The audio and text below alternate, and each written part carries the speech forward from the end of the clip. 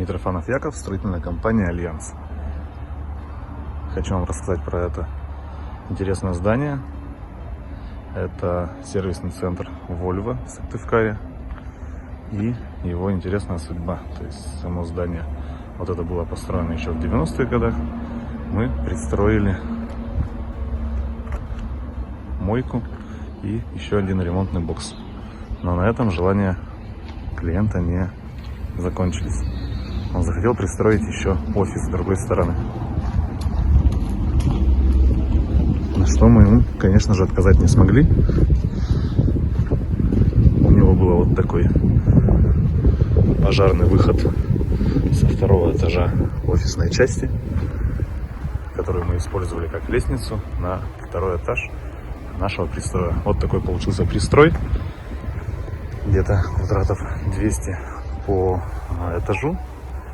Первый этаж технический, там будет расположена котельная, помещение для ремонта.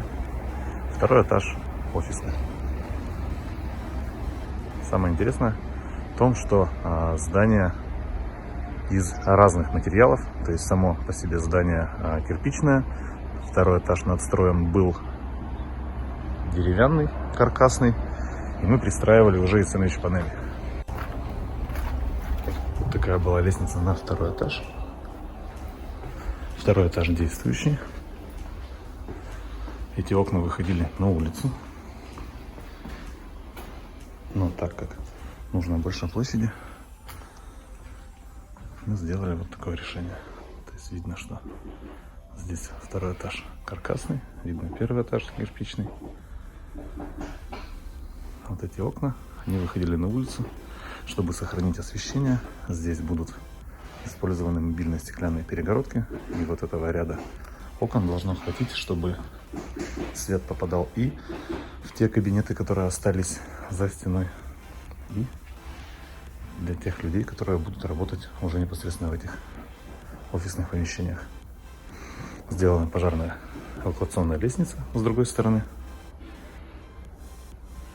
Это будет использоваться как основной вход.